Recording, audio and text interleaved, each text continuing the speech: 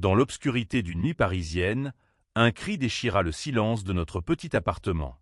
Ce n'était pas un cri de peur, mais un sanglot étouffé, comme si quelqu'un luttait pour cacher une douleur trop lourde. Je me redressai dans mon lit, le cœur battant, cherchant à comprendre d'où venait ce son. C'était Sogine. Ma colocataire, ma confidente, ma tout. Elle était recroquevillée sur le canapé du salon, ses cheveux noirs en bataille, ses yeux rougis par les larmes. La lumière blafarde de la lampe projetait des ombres sur son visage, accentuant les traits délicats mais tourmentés de cette femme coréenne de 25 ans, arrivée à Paris un an plus tôt pour poursuivre ses études d'art. « Sogine, qu'est-ce qui se passe » murmurai-je, m'approchant prudemment. Elle leva les yeux vers moi. Élise, une Française de 24 ans, un peu désordonnée, avec mes cheveux châtains en bataille et mon pyjama froissé. Nos regards se croisèrent, et dans cet instant, je sentis une décharge électrique, un mélange de peur et d'une tendresse que je n'osais pas encore nommer. « Mon père, il arrive demain, » souffla-t-elle, sa voix tremblante. « Il veut me voir. Il ne sait rien de nous. » Ce « nous » résonna comme une bombe dans la pièce. Car ce n'était pas seulement une colocataire que j'avais accueillie dans cet appartement du 11e arrondissement. Sogine et moi avions franchi, presque sans le vouloir, la frontière floue entre amitié et amour. Tout avait commencé par des regards volés, des rires partagés sur le balcon en fumant des cigarettes, des silences où nos mains se frôlaient. Mais ce « nous » était fragile, menacé par des mondes qui nous séparaient. Sa culture coréenne, marquée par la tradition et les attentes familiales, et ma vie parisienne, libre mais chaotique. Je m'assis à côté d'elle, posant une main hésitante sur son épaule. « On va trouver une solution, » dis-je, sans savoir si je le croyais vraiment. Sogine secoua la tête, ses lèvres pincées. « Tu ne comprends pas, Élise. Mon père, il est strict. Si traditionnaliste. En Corée, des gens comme moi comme nous on doit se cacher. S'il apprend pour nous, il pourrait. » Elle s'arrêta, incapable de terminer sa phrase. Je sentis une boule se former dans ma gorge. J'avais grandi dans une famille française plutôt ouverte, mais je savais que pour Sogine, l'enjeu était différent. En Corée, l'amour entre deux femmes restait un sujet tabou, un secret qu'on enfouissait sous des années de convenance. « On fera comme d'habitude, » proposai-je. « On dira qu'on est juste colocataires. Amis. Rien de plus. » Mais en prononçant ces mots, je sentis mon cœur se serrer. Cacher ce que je ressentais pour elle, même pour une journée, me semblait insupportable. Pourtant, je voyais dans ses yeux qu'elle n'avait pas le choix. Le lendemain matin, l'appartement était un tourbillon d'activités. Sogine nettoyait frénétiquement, rangeant chaque détail qui pourrait trahir notre intimité. Nos photos ensemble sur le frigo, les bougies qu'on allumait lors de nos soirées à parler jusqu'à l'aube, même les 2 tasses assorties qu'on utilisait pour notre café. Moi, je l'observais, impuissante, sentant une colère sourde monter en moi. Pas contre elle, mais contre ce monde qui nous obligeait à jouer un rôle. La sonnette retentit à 14 heures précises. Sogine sursauta, comme si elle avait reçu une décharge. Elle me lança un regard suppliant, et j'hochai la tête, promettant en silence de respecter notre accord. Monsieur Kim, le père de Sogine, entra. C'était un homme d'une 50aine d'années, grand, les cheveux grisonnants, vêtu d'un costume impeccablement taillé. Son regard perçant balaya la pièce, s'attardant sur moi un instant avant de se poser sur sa fille. « Sogine, » dit-il en coréen, sa voix grave et autoritaire. Elle s'inclina légèrement, un geste instinctif, et répondit dans la même langue. Je compris qu'il lui demandait pourquoi l'appartement était si petit, pourquoi elle vivait dans un quartier aussi bohème. Je restai en retrait, jouant mon rôle de colocataire discrète, mais chaque mot qu'il prononçait semblait creuser un fossé entre Sogine et moi. Le dîner fut un calvaire. Monsieur Kim s'assit à la table, refusant poliment le vin que je proposais. Sogine avait préparé un bibimbap, un effort pour le mettre à l'aise, mais il mangea en silence, posant des questions sur ses études, ses projets, son avenir. À chaque réponse, Sogine baissait les yeux, comme si elle craignait de révéler trop de choses. Puis, Il lâcha la question qui fit basculer la soirée. « Et toi, Élise » dit-il en français, avec un accent marqué mais précis. « Quels sont tes projets? Tu comptes rester colocataire avec ma fille encore longtemps ?» Je sentis mon estomac se nouer. Sojin me lança un regard paniqué, mais je gardai mon calme. « Je travaille comme graphiste freelance, » répondis-je. « Et vivre avec Sojin, c'est agréable. On s'entend bien. » Il hocha la tête, mais son regard restait froid, comme s'il cherchait à lire entre les lignes. La soirée s'étira, pesante.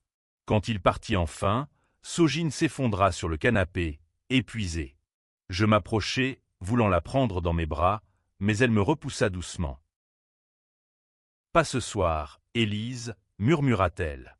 J'ai besoin de temps. » Je hochai la tête, ravalant ma douleur.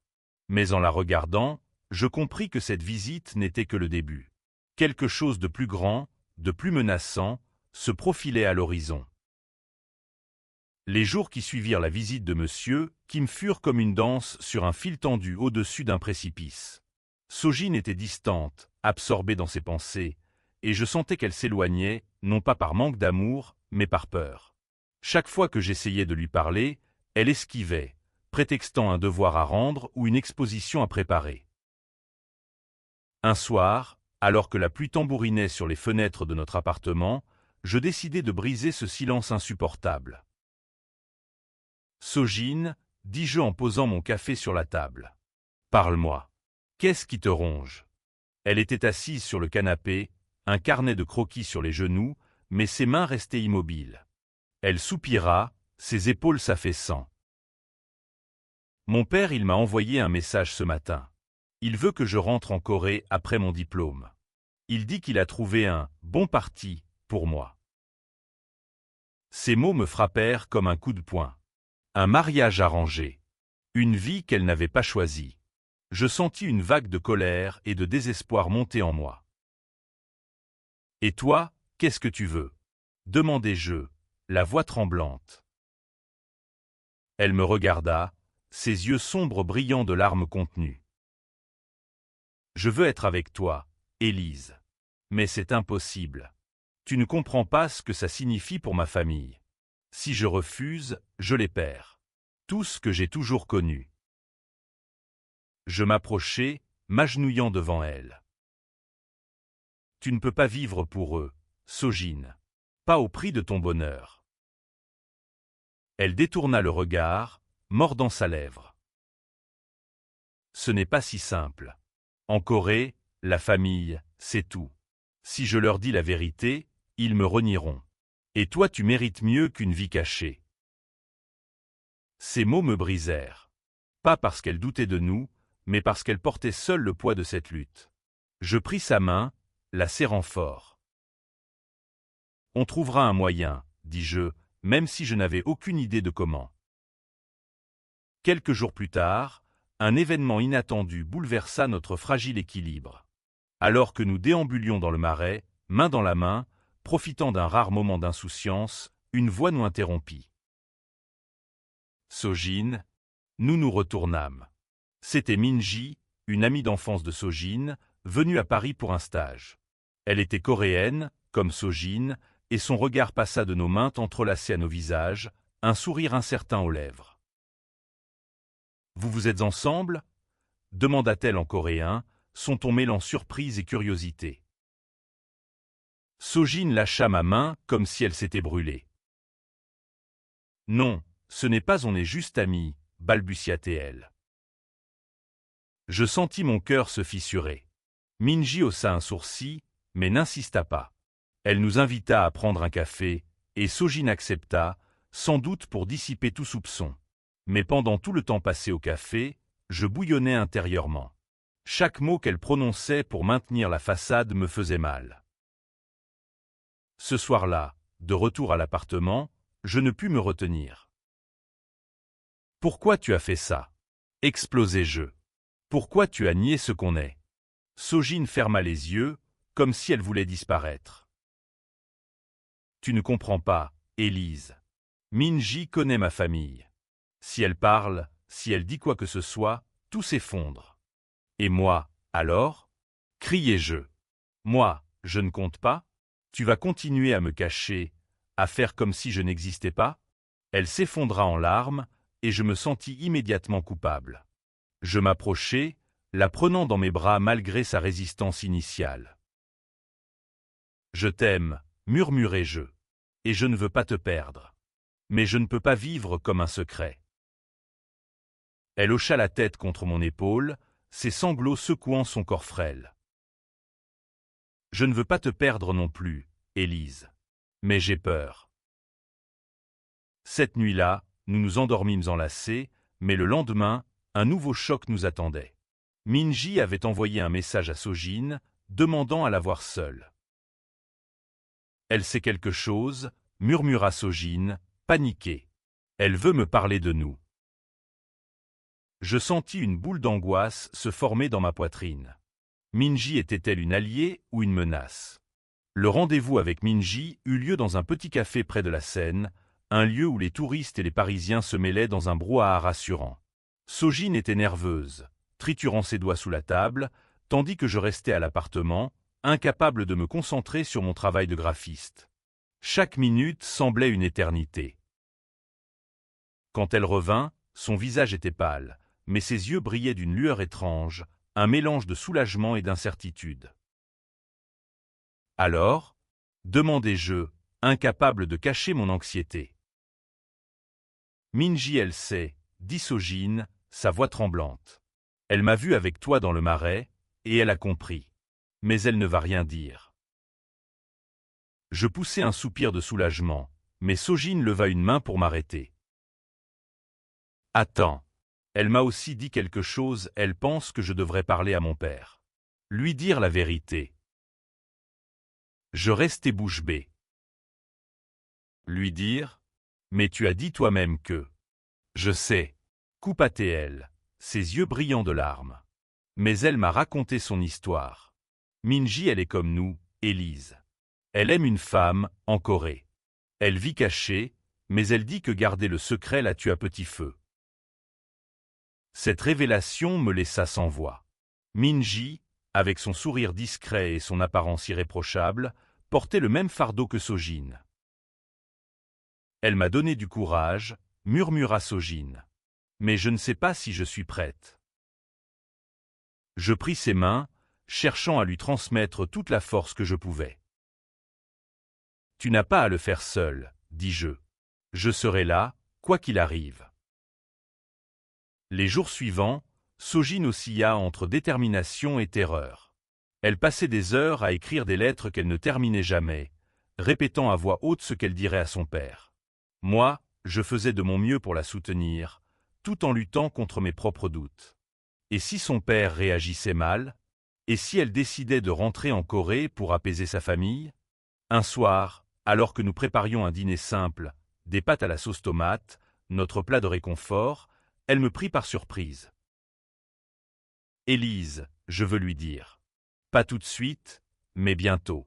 Avant qu'il reparte pour Séoul. » Mon cœur fit un bond. « Tu es sûr ?» demandai-je, cherchant son regard. Elle hocha la tête, un sourire fragile aux lèvres.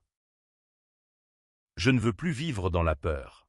Et je ne veux pas te perdre. » Cette déclaration, si simple et pourtant si lourde, scella quelque chose entre nous. Pour la première fois, je sentis qu'elle était prête à se battre pour nous. Mais le destin, comme toujours, avait d'autres plans. Quelques jours plus tard, alors que nous nous promenions dans le jardin des Tuileries, Sojin reçut un appel de son père. Il voulait la voir immédiatement, seul à seul, dans son hôtel. Il semblait en colère, murmura-t-elle en raccrochant, son visage blême. « Tu veux que je vienne avec toi ?» proposai-je, prête à tout pour la protéger. Elle secoua la tête. « Non, je dois y aller seule. Mais reste près de ton téléphone, d'accord ?» Je hochai la tête, la gorge nouée, et la regardai s'éloigner sous la pluie fine qui commençait à tomber. Les heures qui suivirent furent un supplice. Je tournais en rond dans l'appartement, vérifiant mon téléphone toutes les 2 minutes. Quand elle revint enfin, tard dans la nuit, elle était trempée, ses yeux rougis par les larmes. « Il sait, » dit-elle simplement, avant de s'effondrer dans mes bras. Sojin tremblait dans mes bras, ses vêtements humides collant à sa peau. Je la serrai fort, essayant de comprendre ce qui s'était passé. « Comment il a su ?» murmurai-je, la peur montant en moi. Elle prit une profonde inspiration, essuyant ses larmes. Minji, elle n'a rien dit, mais quelqu'un d'autre a dû parler. Une connaissance de ma famille, ici à Paris. Ils ont vu des photos de nous sur les réseaux sociaux. Mon père a posé des questions, et il a compris. Je sentis mon cœur se serrer. Les photos. Ces moments d'insouciance que nous avions partagés, ces selfies dans des cafés parisiens, ces instants où nous avions oublié le monde autour de nous. Ils étaient devenus des armes contre nous. « Qu'est-ce qu'il a dit ?» demandai-je, redoutant la réponse. Sojin baissa les yeux. Il était furieux. Il m'a dit que j'avais déshonoré la famille, que je devais rentrer en Corée immédiatement et accepter le mariage qu'il a arrangé. Je sentis une vague de colère m'envahir. « Et toi, qu'est-ce que tu lui as répondu ?» Elle releva la tête, et pour la première fois, je vis une lueur de défi dans ses yeux. Je lui ai dit que je t'aimais, que je ne partirais pas. Ces mots me coupèrent le souffle. Elle avait tenu tête à son père, cet homme imposant qui semblait tout contrôler. Mais à quel prix? Il m'a donné un ultimatum, continua-t-elle. Si je ne change pas d'avis d'ici son départ, il coupera tout contact avec moi. Plus d'argent, plus de famille, rien. Je la serrai plus fort, incapable de trouver les mots justes. On s'en sortira, murmurai-je enfin. Ensemble. Mais au fond de moi, je savais que ce n'était pas si simple. Sojin dépendait financièrement de sa famille pour ses études, son loyer, sa vie à Paris. Sans leur soutien, elle serait forcée de repartir, ou pire, de vivre dans une précarité que je connaissais trop bien. Les jours suivants furent un tourbillon d'émotions. Sojin oscillait entre moments de détermination et crises de panique. Moi, je faisais tout pour la soutenir, tout en cherchant des solutions. Je contactais des amis, cherchais des bourses pour étudiants étrangers, même un emploi à mi-temps pour Sojin dans une galerie d'art. Mais chaque porte semblait se refermer. Un soir, alors que nous étions assises sur le balcon, partageant une cigarette, elle me prit la main. « Élise, si je perds ma famille, est-ce que tu seras toujours là ?» Je la regardai, le cœur lourd mais résolu. « Toujours, Sojin. » Elle sourit, un sourire triste mais sincère, et posa sa tête sur mon épaule. Mais le lendemain, un nouveau coup frappa. Monsieur qui me demanda à me rencontrer. Moi, Élise, la colocataire, qui avait bouleversé sa vision du monde. La rencontre avec monsieur qui m'eut lieu dans un restaurant chic du 8e arrondissement. L'endroit était intimidant, avec ses serveurs en costume et ses lustres en cristal. J'avais enfilé ma meilleure tenue, une robe noire simple mais élégante, mais je me sentais comme une intruse. Monsieur qui m'était déjà là, assis à une table près de la fenêtre. Son regard me transperça dès que j'entrai. « Mademoiselle Élise, dit-il en français, sa voix froide mais polie. Asseyez-vous. » Je m'exécutai, le cœur battant. Il commanda un thé, et je pris un café, juste pour avoir quelque chose à tenir entre mes mains tremblantes. « Je vais être direct, » commença-t-il. « Vous êtes une mauvaise influence pour ma fille. » Ces mots me frappèrent comme une gifle, mais je gardai mon calme. « Avec tout le respect que je vous dois, Monsieur Kim, je ne suis pas une influence. J'aime votre fille, et elle m'aime. » Il plissa les yeux, comme s'il évaluait un adversaire. « Vous ne comprenez pas notre culture, » dit-il. « En Corée, la famille passe avant tout. Sojin a des responsabilités.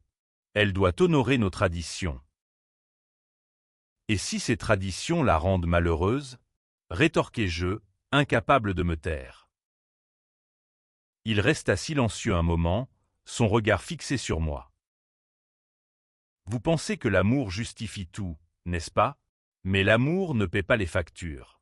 L'amour ne construit pas une vie stable. Je serrai les poings sous la table. Je ferai tout pour qu'elle soit heureuse. Et stable. Il secoua la tête, un sourire amer aux lèvres. Vous êtes jeune. Naïve. Mais je ne suis pas ici pour discuter. Je suis ici pour vous demander de la laisser partir. Je sentis mon sang se glacer. Vous me demandez de l'abandonner? Je vous demande de penser à elle, dit-il. Si vous l'aimez vraiment, vous la laisserez retourner en Corée. Pour son bien. Je quittai le restaurant dans un état second, les mots de monsieur Kim résonnant dans ma tête. Était-il possible qu'il ait raison? Étais-je égoïste de vouloir garder Sojin à mes côtés, sachant le prix qu'elle devrait payer? Quand je rentrai à l'appartement, Sojin m'attendait, anxieuse. « Qu'est-ce qu'il t'a dit ?» demanda-t-elle, sa voix tremblante. Je pris une profonde inspiration et lui racontai tout. À chaque mot, son visage se décomposait un peu plus. « Il veut que je choisisse, » murmura-t-elle. « Ma famille ou toi ?» Je sentis les larmes monter, mais je les ravalai. « Et toi, qu'est-ce que tu choisis ?» Elle me regarda, ses yeux pleins de douleur et d'amour. « Je te choisis, Élise. Mais je ne sais pas comment faire. » Cette nuit-là, nous fîmes un pacte. Nous allions nous battre, ensemble, pour notre avenir. Mais le lendemain, un événement inattendu allait tout changer. Le lendemain matin, un courriel arriva. C'était une offre de stage pour Sojin dans une prestigieuse galerie d'art à Paris. Le salaire était modeste, mais suffisant pour couvrir son loyer et ses frais. Pour la première fois, une lueur d'espoir perça dans notre obscurité. « C'est une chance, dis-je, excité. Tu pourrais être indépendante. Tu n'aurais plus besoin de l'argent de ton père. » Sojin sourit, mais son regard restait inquiet. « Et s'il apprend que je reste, il pourrait faire quelque chose. » Je savais qu'elle avait raison. Monsieur Kim n'était pas homme à abandonner facilement. Mais pour l'instant, nous décidâmes de célébrer cette petite victoire. Nous sortîmes dîner dans un petit bistrot, riant et buvant du vin comme si le monde entier nous appartenait. Mais cette joie fut de courte durée. 2 jours plus tard, monsieur Kim revint à l'appartement, sans prévenir. Cette fois, il n'était pas seul. Une femme d'une trentaine d'années l'accompagnait, élégante, portant un tailleur impeccable. « Sojin, voici Ji-yeon, dit-il. Elle est avocate à Séoul. Une femme respectable.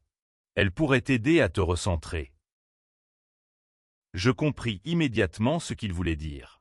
Ji-yeon était là pour sauver Sojin, pour la ramener dans le droit chemin. Sojin resta figé, incapable de répondre.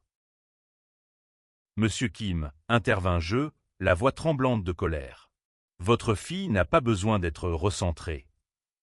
Elle est parfaite comme elle est. » Il me lança un regard glacial.